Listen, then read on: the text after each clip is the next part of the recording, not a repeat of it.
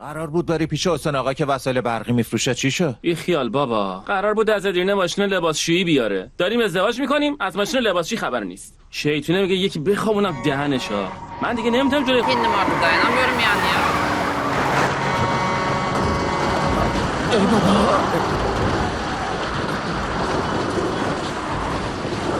چه خبره؟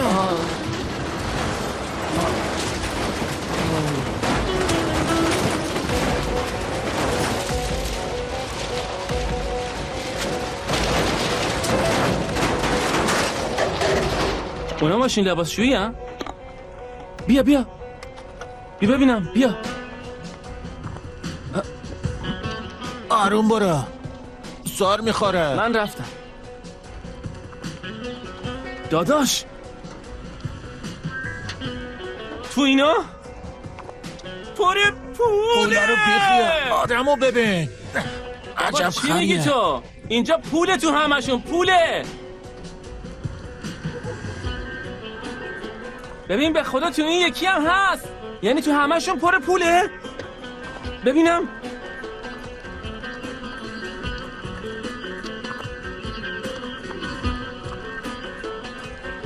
همه جا پول ریخته.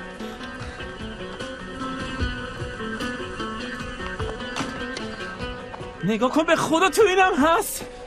پولدار شدیم اصلا. گفتن داداش.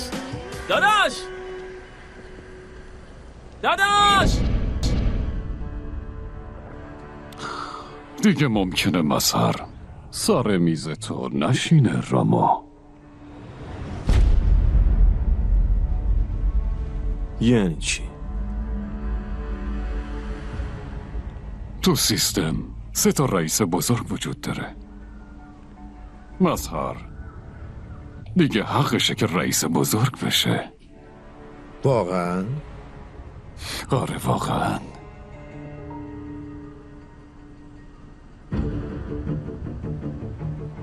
وقتی یکی هست که اینقدر سیستم رو خوب میشناسه، به هیچ کس دیگه این نیاز نیست. در ضمن تو قضیه تله رو هم مثل آب خوردن حل کردیش. یه پاداش حقشه مگه نه؟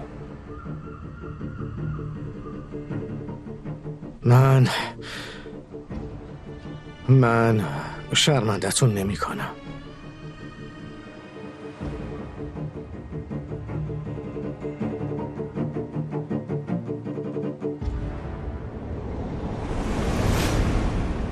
پایین مایی تو نیم اصلا. جایگاه تو اوجه. باشه، تو چرا این کارو میکنی رامو؟ ما هم یه رویایی داریم رامو. گفته بودی اگه رقیب داری واسه این که ازشون جلو بزنی همیشه 3 تا رئیس بزرگ باشه.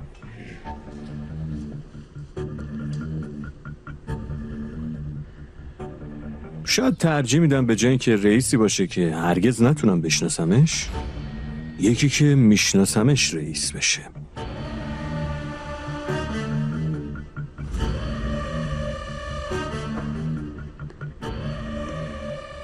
برای اینکه رئیس بزرگ بشی دارم بهت کمک میکنم مظهر.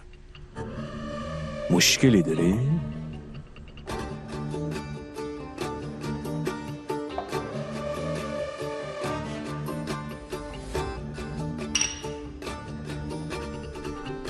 خوبه. حالا واسه منو با همه رئیسا آشنا کنی. قول میدم وقتی تو رو اونجا دیدم خیلی تعجب کنم.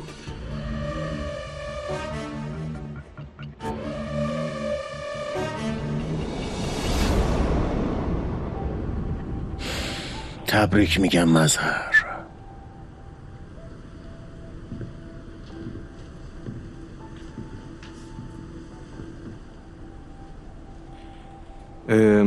راهنماییم کنین تا بفهمم.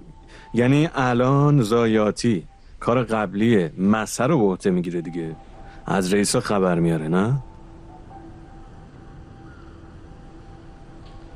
نه، آشناتون کنم.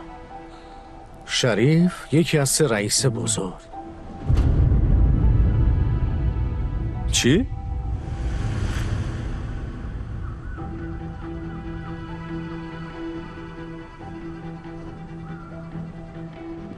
ما رو گرفتین نه؟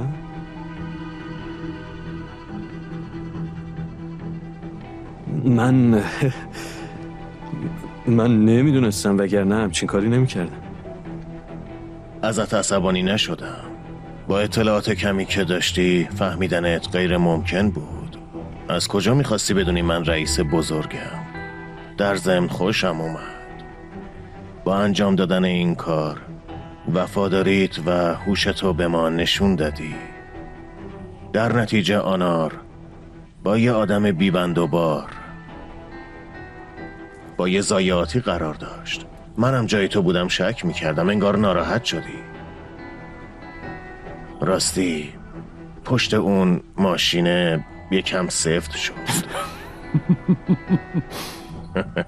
ولی خبر نداشتی از کجا باس میدونستی؟ ایول بابا، دروغ چرا؟ 100 سالم فکر میکردم، به ذهنم خطور نمیکرد. خیلی فکر هوشمندانه ایه.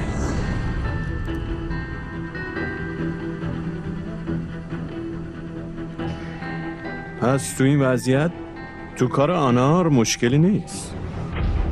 نیست.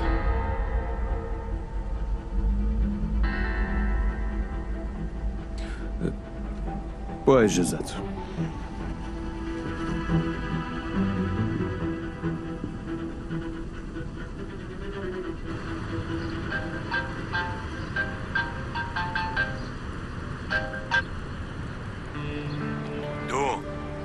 از جلو هتل دور شی. دیگه لازم نیست آنها رو تعقیب کنه. خوبه. پس سه تاشون هم قیافه هاشون رو نشون دادن. دقیقاً داداش. این کار دیگه تمومه. آقایون مژده میخوام، راما موفق شد. دمش گرم. در اصل میتونست مستقیم از خود مظهر اسم ضایعاتی رو بگیره. بالاخره اون مظهر رئیس کرد. به نظرم حتما میگفت. راما به وسیله مظهر فهمیده بود که شریف رئیس بزرگه، ولی تو نقشه نابود کردن رئیسا همه باید با خواست خودشون چهره خودشون رو به رامو نشون میدادن. آها، چرا اون وقت؟ پسر چیشو نمیفهمی؟ خب بالاخره هر وقت که خواست میتونه هر جا که بخواد دعوتشون کنه و کسی هم شک نمیکنه. دقیقاً همینطوره داداش. سه تاشون هم میکشونه پیش پاش، جایی که میان تحت کنترل ما قرار میگیره و هر وقت خواستیم کارشون رو تموم. نقشه خیلی خوبیه. واقعا؟ ای خدا. دیگه کار تمومه.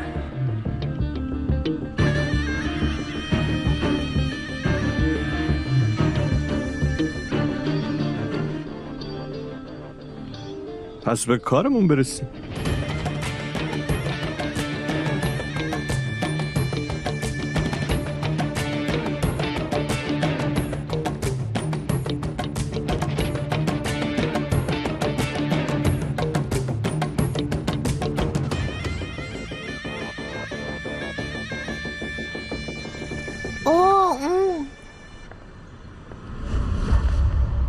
سلام دخترا.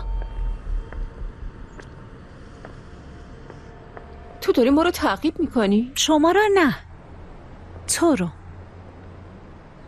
نهیر جون برو پی کارت لطفاً، چون نه جاشه و نه وقتشه. حالا بعداً حرف میزنیم باشه؟ برو. خواهرت که رفت خواستم بگم خدا از هم دورتون نکنه، اما فکر کنم زیاد شدنی نیست. چیچک جون میشه ما رو؟ باشه، من فهمیدم، تو خودتو خسته نکن، اونجا منتظر میمونم.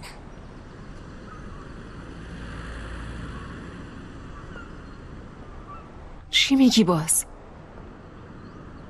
خواهرتو رامو فرستاد. تو خبر نداری؟ رامو اصلا چرا باید همچین کاری بکنه نهیر؟ دیگه تهمتم باید یه حد و مرزی داشته باشه. پس از هیچی خبر نداری؟ سیبل، خواهرت گیزم با من همکاری کرد.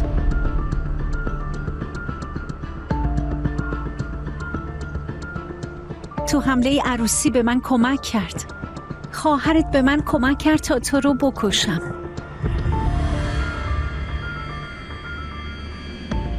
چی؟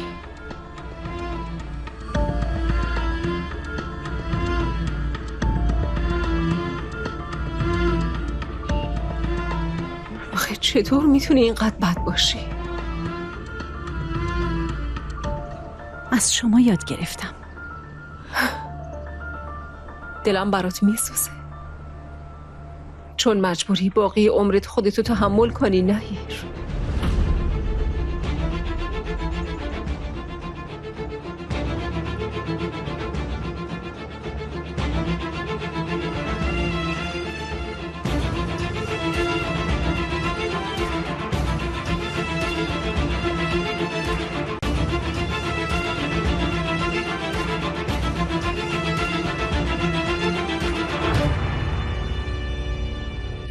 یه نقشه بی‌نقص. پس قراره پول توی ماشین لباسشویی باشه راما؟ بله، هم مرز بلغارستان 5 میلیون رو اینطوری رد میکنم. خوبه. آنار پول تو بلغارستان از تیم من تحویل میگیره. آنار نه، باید پولو به اسم یه آدمی به اسم اسلحه دار تحویل بدی راما. آنار فقط رابطه آدمایی مثل اونه. شریف الان داره با همون حرف میزنه. باشه، ولی این شرکت عادل باز هر چی زودتر تحویل بگیریم. تو کار لوازم برقی پولا رو با ماشین لباسشویی اون میارم. تو نگران اونجاش نباش، فردا امضا زده میشه. تبریک میگم راما، صاحب یه شرکت خیلی خوشگل شدی. نوش جونه. Fakat باید بالا سر شرکت کسی رو بذاری که از دنیای تجارت birilerine yerleştirmen gerek. نگران نباش. اون شوخ چهره قانونی و قابل احترام تو میشه راما. دقیقاً جوری که واسه جهانگیر بود.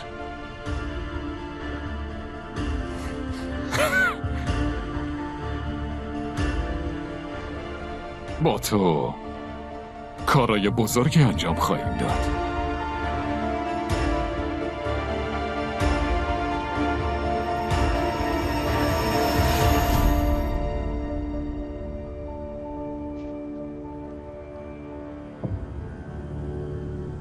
اعتماد مثل روح میمونه راما. دیگه هرگز به بدنی که ترکش کرده بر نمی کرده. اعتمادم به خودت را هرگز از بین نبر. باشه؟ شک نداشته باش. امیدوارم همکاری بلند مدتی باشه. امیدوارم.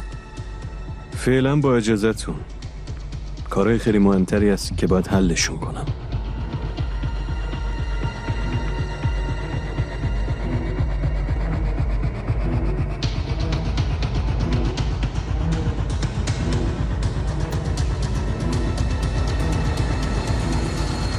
بله داداش. حشمت، تدارکاتو شروع کنین. دیگه هر سه تا رئیس رو میشناسیم. وارد عمل میشیم. باشه داداش ولی قبل از اینکه وارد عمل بشیم یکی هست میخواد باهات حرف بزنه. کی؟ رامو. باشه، تو برو خونه، اونجا حرف میزنیم. باشه داداش.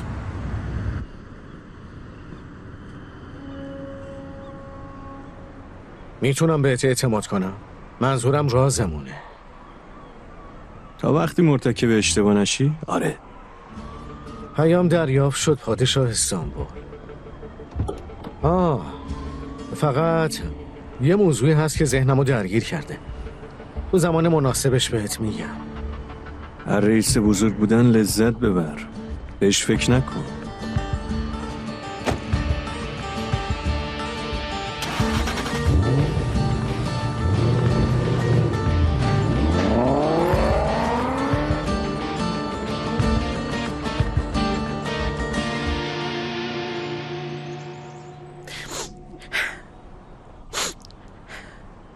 دلبر،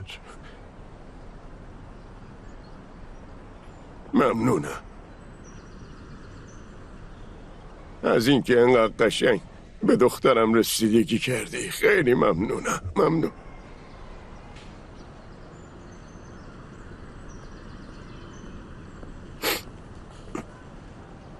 حسن، یه لحظه افت. افتم. حسن اینجا چه خبره؟ این زنه کیه؟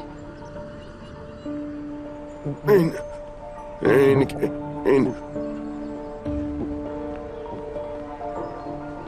مامان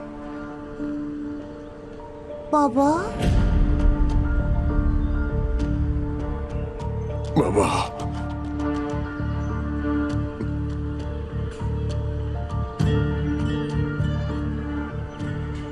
بابا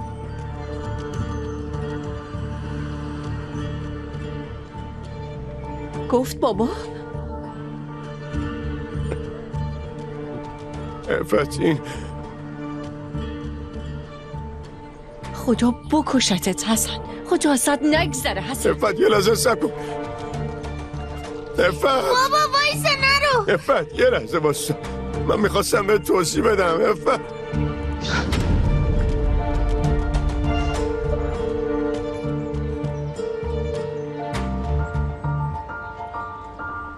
ممنون دخترم، زحمت. نوشه جان.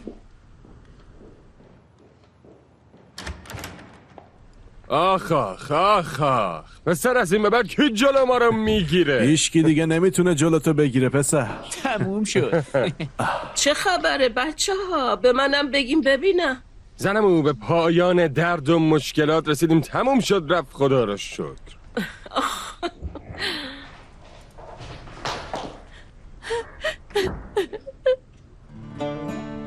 افت چی شده دخترم؟ چرا گریه میکنی؟ نپرس مادر جون، خواهش میکنم تو دیگه ازم این چی نپرس. ای بابا چه خبره؟ افتم کجاست؟ رفت تو. چی شده؟ خیر باشه. نپرس داداش. حسن چی شده پسرم؟ افت چرا گریه میکنه؟ نپرس مامان، قربونت برم، ازم هیچی نپرس. افت ای بابا چه خبره؟ چی بگم؟ منم نفهمیدم چی شده.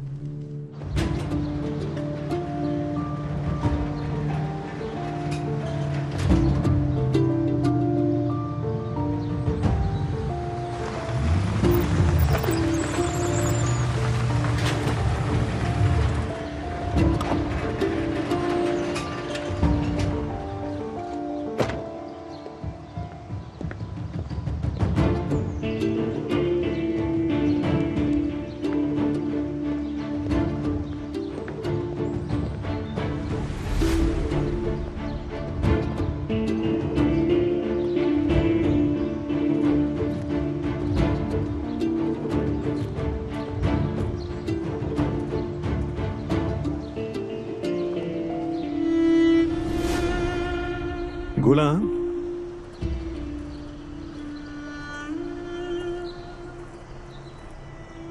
چی شده؟ خوبی تو؟ نه خوب نیستم رامو. چرا؟ چی شده؟ خدا بکشتت حسن، خدا ازت نگذره حسن. ای بابا ای وای زن داداش افت. حرف نزن. بابا یه لحظه باستا، گوش کن.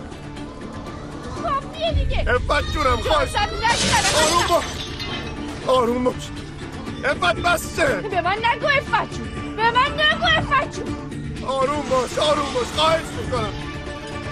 افت آروم باش، خواهش میکنم. وای وای وای وای وای، زنده شفت همو ببین. والا راستش فکر میکردیم زندهشون بچه ازمیرم و بچه آدانا در اومده. ای برنا چی شده؟ خدا رو شکر اومدی. فکر کنم زنده داداش حسن رو کوبید به دیوار. چرا؟ مگه چی شده؟ مام نفهمیدیم پسرم. افت با عصبانیت اومد رفت اتاقش، پشت سرش هم حسن اومد. افتم به خدا قسم، ببین به خدا قسم موضوع اونطور که تو فکر میکنی نیست. به خدا خودم هم تازه فهمیدم که دختر دارم. افت به خدا خودم تازه فهمیدم. آی خدا.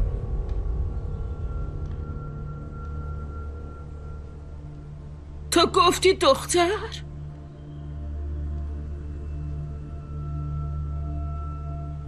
جواب بده حسن، ما درست شنیدیم؟ تو گفتی دختر دارم؟ آره مامان. متاسفم برات.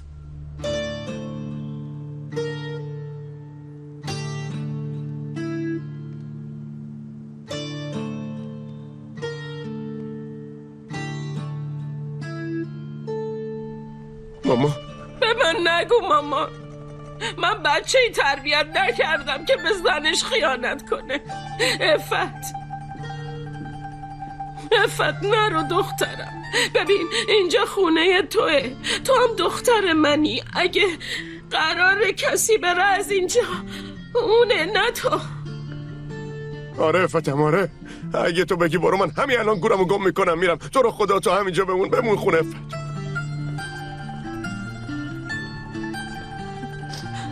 مادر جون عزیزم، من دیگه نمیتونم اینجا بمونم. میدونی زنده داشت. مامان راست میگه. اگه نخوای داشم میره. این خونه مال توه. رامو، تو از اینا خبر داشتی مگه؟ یکم آروم بشیم بعد بشینیم حرف بزنیم.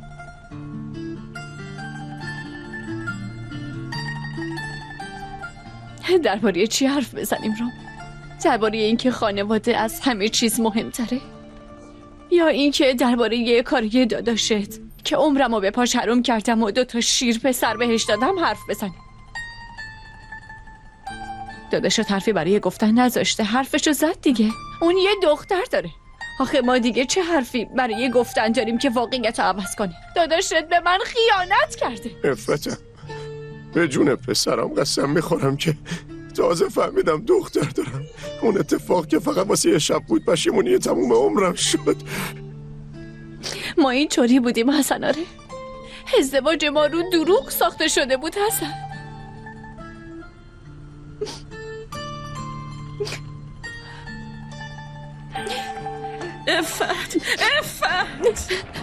عفت تو رو خدا. پسرمون تو دنبال زنده هاشم بود، فقط مزاحمش نشو.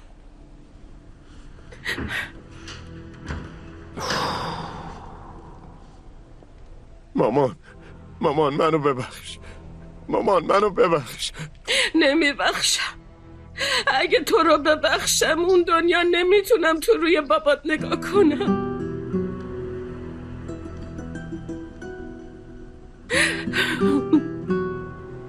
من مامانو تنهاش نذارم. مامان. خیلی خوب، خودتو جمع کن. من چطوری خودمو جمع کنم داداش؟ من بدون عفت چطور زندگی کنم؟ من بدون اون نمیتونم زندگی کنم. حتی نفسم نمیتونم بکشم. یکم بهش وقت بده، یکم آروم بشه. الان تحت فشار نذارش. راست میگی داداش، منو میبخشه. راستش من باشم نمیبخشم. خب سالا زنده داشو گول زدیم. من تو رو میکشم. باشه بابا، خیلی خوب. داداش میکشم. باستا من میدونم با تو چیکار کنم. باستا تو هم آروم بگیر دیگه. من چیکار کردم آخه؟ عفتمه، به خدا عفتمه. عفت حسن، انگار از دیدن من خوشحال نشدی. این چه حرفیه؟ با عفت به یه مشکلی برخورد کردم، واسه همین حالم خوب نی. از اینکه ناامیدت کردم متاسفم حسن. خوش اومدی صراف، خوش اومدی. ممنونم حشمت. بالاخره یکی از دیدن من خوشحال شد. خوبه. بیا.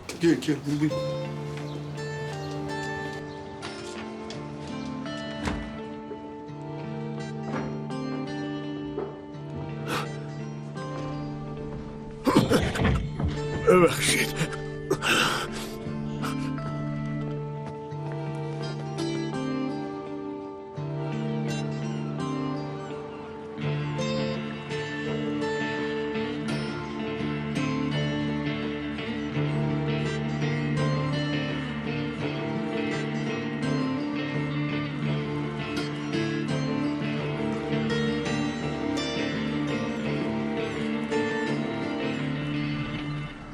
چی شده نهیر؟ ذاتاً امروز به اندازه کافی خسته کننده بود. چرا گفتی بیام اینجا؟ یعنی نمیتونی با من سر کله بزنی؟ حق داری. نهیر. من کار خیلی بدی کردم. کارای گیزم و رفتم به سیبل گفتم. چی؟ گوش بده. گوش بده، چون تو دنیا فقط تو موندی که واقعا منو میشناسی. من از خودم خیلی میترسم. دارم گم میشم، سرگردون میشم. من همچین آدمی نیستم. تو بهتر از همه اینو میدونی. میگن درد آدمو عوض میکنه.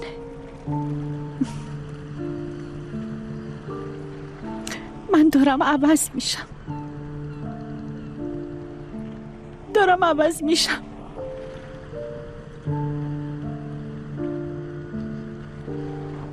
از آدمی که بهش تبدیل میشم میترسم.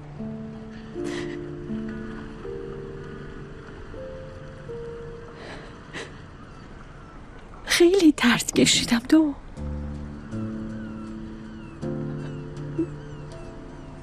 کل خانواده‌ام مردن. من تو این دنیا به این بزرگی تنها موندم.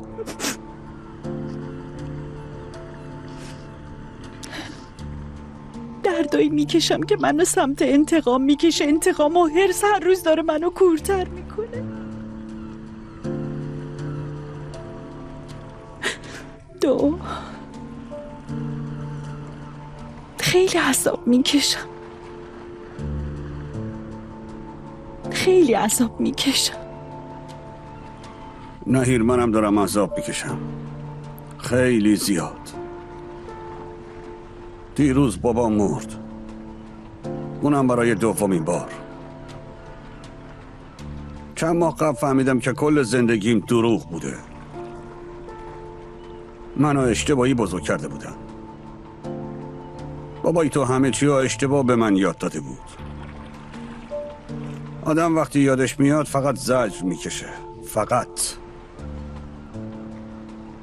وقتی به این فکر میکنی که زجرت دادن. اتفاقا به همین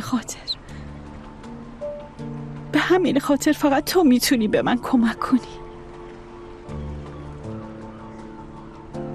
چون من دارم به خاطر سختی‌هایی که کشیدم اشتباهی بزرگ میشم. کمکم کن تو. اجازه نده منم اینطوری بزرگ شم. چون درون من یه جنگ بزرگی به پا شده و دارم شکست می‌خورم.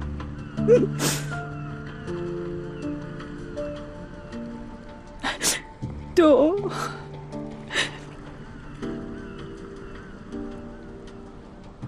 احتیاجت دارم تو باورم کنی.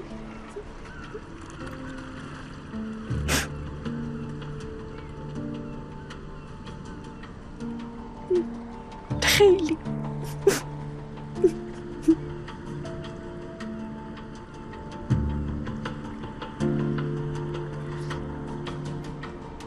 رومو، تو اثبات این هسته که شوهرم بی خودی نمرده. بهت افتخار میکنی. امیدوارم بتونم دینش ادا کنم. نامت گرم. خب حالا میخوای چی کار کنی؟ کاری که همیشه آرزوشو داشتم. صندلی‌ها رو آتیش میزنم. نه رئیس بزرگی میمونه نه سیستمشون. امیدوارم موفق بشیم. هنوز نمیدونیم با چه طرف هستیم، ولی تا امتحانم نکنیم نمیتونیم بفهمیم. همشون نابود میشن. تنها چیزی که میدونم همینه. و یه مورد دیگه، 500 میلیون دلار آنار داداشوغلو که باید بره اون طرف مرز. اون حمل و نقل هیچ وقت اتفاق نمیفته. قبل از اینکه پول هم رد شن 3 تا رئیس هم میمیرن. دقیقاً میخوام راجع به همین موضوع حرف بزنم. اون پول باید مرز رو رد کنه. باید بدون هیچ مشکلی برسه به گیرنده. چرا؟ آنار داداشوغلو برای گروه تروریستی محمول حمل میکنه. یعنی پولا رو باید بدیم به تروریستا؟ نه، ظاهراً این پولا میرسه به دست یه خائن وطن فروش که لقبش اسلحه داره. مدت هم دنبالش هستیم. این اسمو قبلا از کاپیتان شنیده بودم. پس اشتباه نکردی. رامو، سال هاست دنبال اون خائن وطن فروشی. ازت میخوایم که اونو پیدا کنی و نابودش کنی.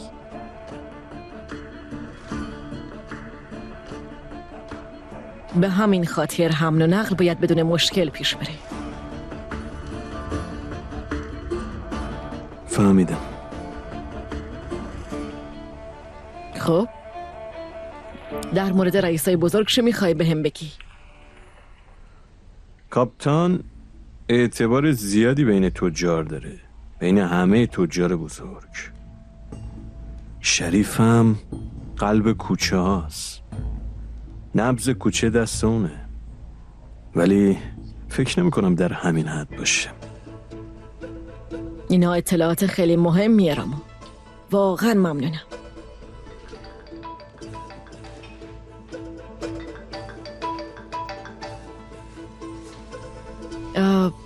شب میام پیشتون استاد تزار. یه سری اطلاعات جدیدی هست، شاید کمک کنه سیستم رو حل کنی. شب حرف میزنیم. میخوام تو رو با تزار آشنا کنم. سالهاست داره سعی میکنه از سیستم رئیسای بزرگ سر در بیاره. خیلی آدم با ارزشی، ولی با اجازت دیگه باید برم. اختیار داری. کلی کار هست که باید انجام بدم.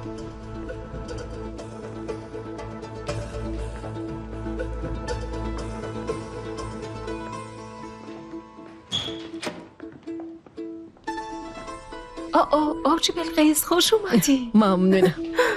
سیبلا سب کن نگات کنم.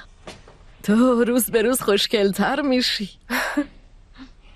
خوشگل میشی، ولی یه چیزی هست. عصبانی و دلگیر نگاه میکنی. عصبانی؟ نه بابا نه، چه عصبانیتی؟ اینو از کجا در آوردین؟ سیبل میدونی چرا به من میگن صراف؟ چون تو کارم حرفه‌ایم. تو ارتباطم با آدمام. هیچی به اندازه سکوت کردن زجر نمیدی. اگه مشکلی داری حرف بزن. هر کی که میخواد باشه. اصلا تو خودت نریز. خب؟ باشه؟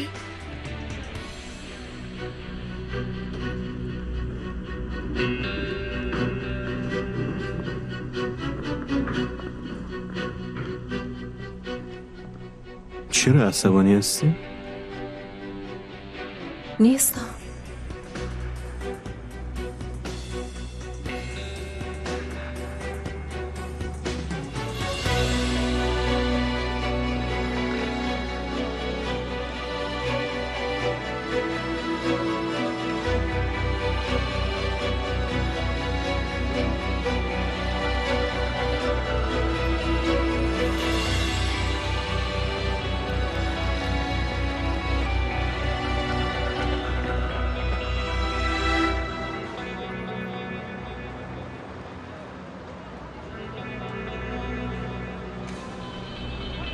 داری چی کار میکنی؟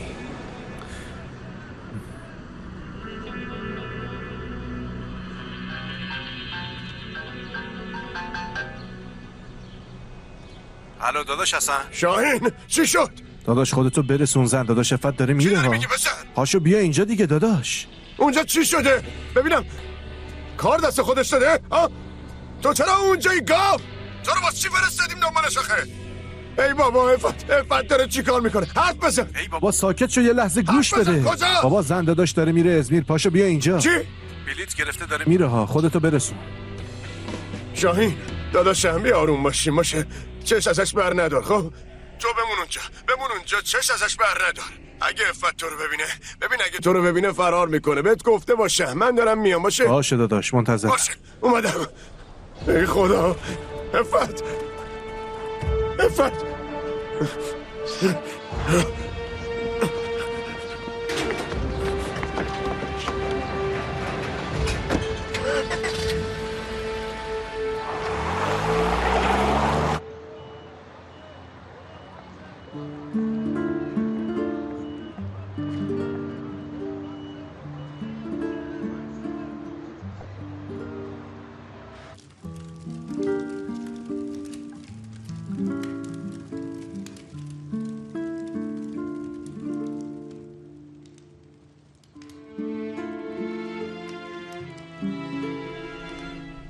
نمیخوای تعریف کنی چی شده؟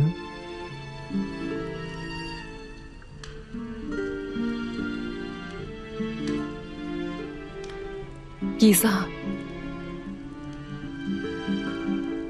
گیزم چی شده؟ فقط اون مونده. پس ما چیم گلم؟ تو هم عضوی از این خانواده دیگه. واسه مامانم مثل دختر خودش میمونی.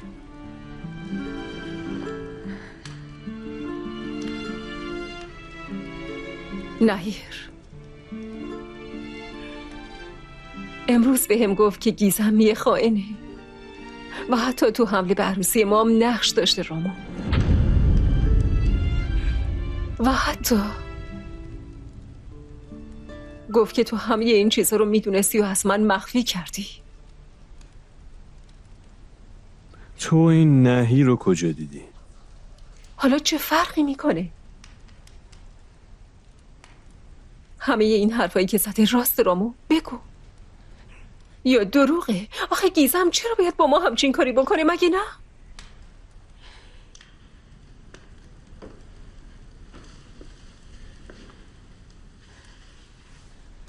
سیبل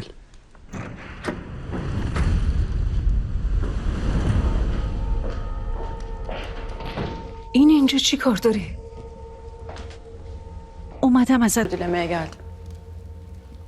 نفهمیدم. پر از خشم بودم. هنوزم همینطورم ولی دارم سعی میکنم عوض شم. چون که این وضعیت همونطور که به تو آسیب میزنه به منم میزنه. درسته هنوز خشمم سری جاشه ولی دیگه نمیام سر راهتون. حرفاتو خلاصه کن و از خونم گم شو، برو بیرون نهیر. باشه.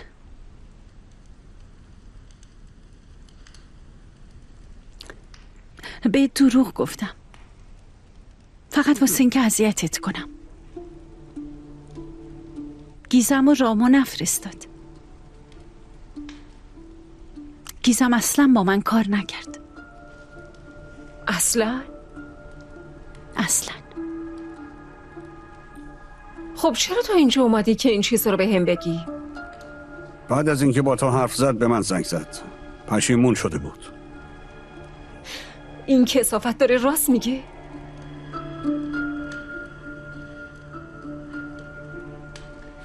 گیزم دوستت داره. بهت خیانت نکرده.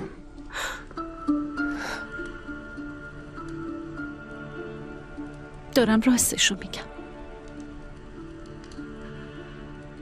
همین الان از خونه من برو بیرون. نهیره که بازم اشتباه کنی میام یکی خالی میکنم تو مغزت میکشمت. جوری که حتی وقت نمیکنی معذرت خواهی کنی. گم شو!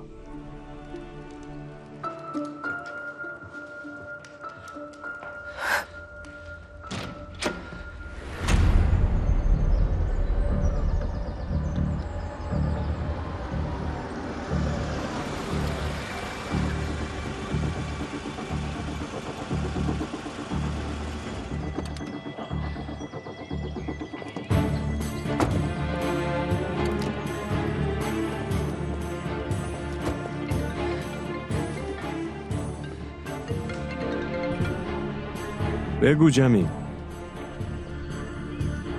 اومدی من با رامو.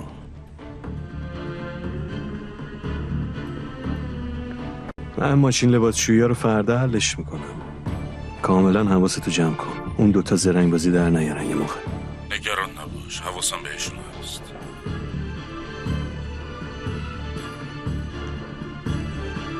به نظر من بین 100 میلیون دلار و 500 میلیون دلار یه ذره هم فرق نیست. چرت و پرت نگو. البته چون تو یه گاوی میپری وسط حرف من. هر چقدر میخوای زندگی پر زرق و برق داشته باش 100 میلیون دلار کافیه. پسر زندگی 500 میلیون دلاری وجود نداره. 100 میلیون دلار بهت بدم، شاید اون صندلی که اشغال کردی رو بدی بهم ها؟ اگه تو اون همه پول داشته باشی اوه. من لب ساحل ویلا دارم سگ گشنه. چی داری میگی تو؟ ای بدبخت گدا صفت. داداش به نظر من هر دوشون از پولا دور کنی.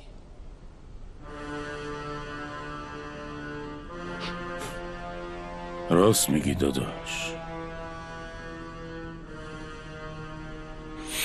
چی داری میگی پسر؟ ها؟ همه این پولا رو ما آوردیم اینجا. پس مثل این ندید بدیدا به پولا نگاه نکنین دیگه.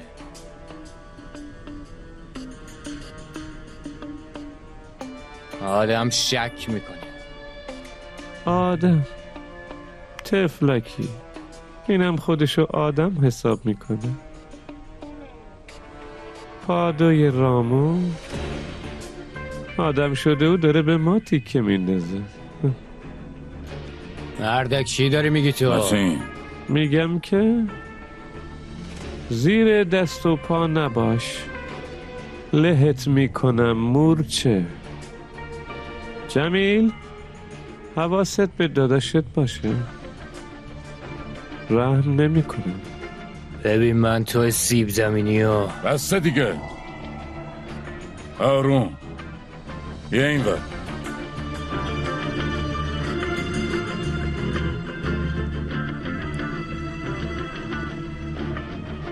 بگو بینم جمیل، من بالاخره که این 5% سهممو از رامو میگیرم؟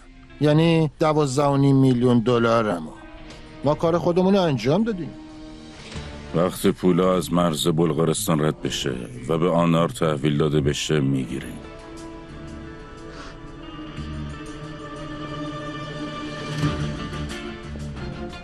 سهم منو این بیاره، شاید بهش انعام دادم.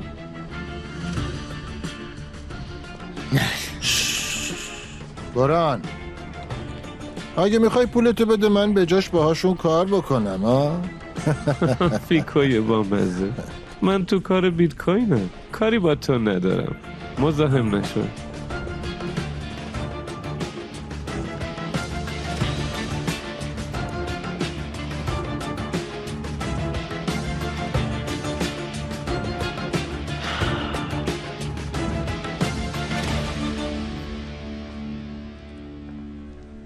یه ذره خیالت راحت شد؟ فکر این که توی یه دروغ زندگی کردم مثل کابوس بود. مثل تمام عمر من.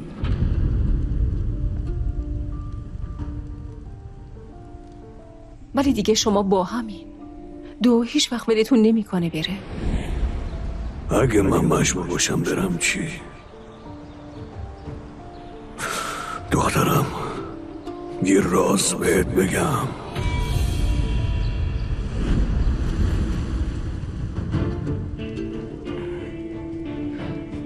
میخوام ازت یه سوالی بپرسم. ببینم قبل از اینکه بابات بمیره تونستیم با هم دیگه صحبت کنی؟ آره، اونم تازه صحبت تکون دهنده ای بود. خب یعنی با اجازت من یکم هوا بخورم.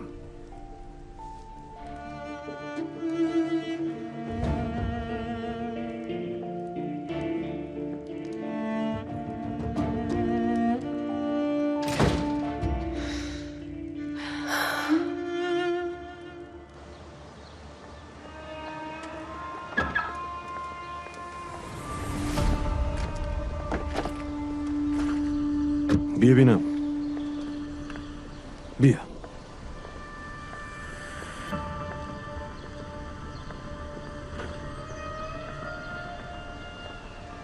مثل که خیلی ولت کردم به حال خودت، نه؟ تو هم احتمالاً با خودت فکر کردی این رامو همم میترسه. رامو ازت نمیترسم. نمیتونی با من کاری کنی.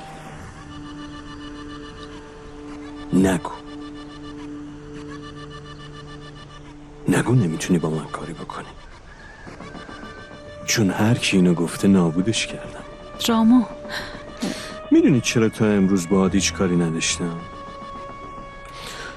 چون یه خوبی کوچولویی درونت بود، منتظر بودم اونو پیدا کنی.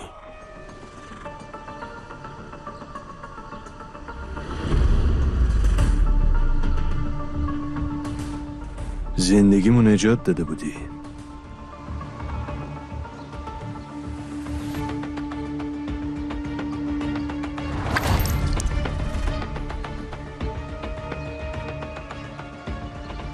دیگه نیست.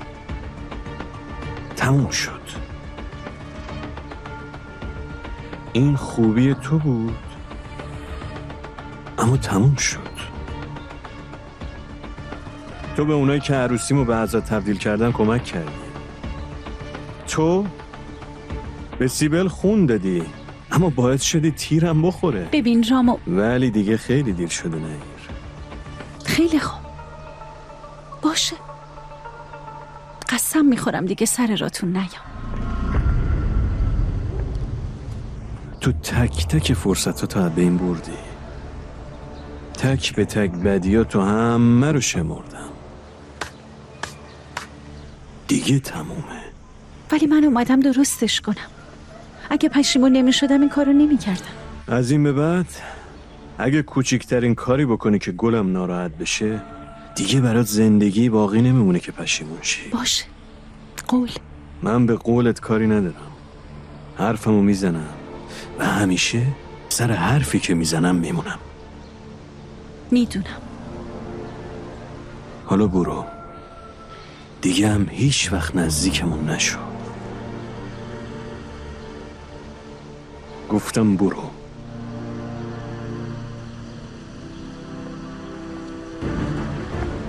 شانس دوم بهت نمیدم نهیر.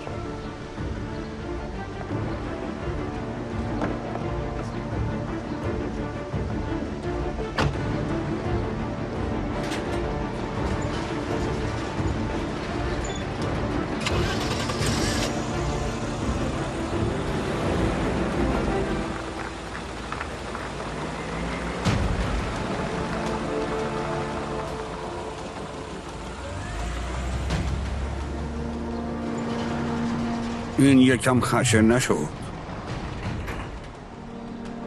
فکر میکنی حقش نبود؟ پشیمون شده، فهمیده اشتباه کرده، اومده درست کنه، مثل متین و کرکت. اما تو انقدر بیرحمانه با اونا رفتار نکردی. حرفای اینو که باور نمیکنی نه؟ داره نقش بازی میکنه. پشیمون نشده. اگه شده باشه چی؟ ببین نداشتم، چشماتو وا کن. دقیقاً به خاطر همینه که این کارو میکنه. میدونه نسبت بهش ضعف داری. فقط واسه آسیب رسوندن به من داره بهت نزدیک میشه. همه چی فقط به خاطر توه، نه رامو.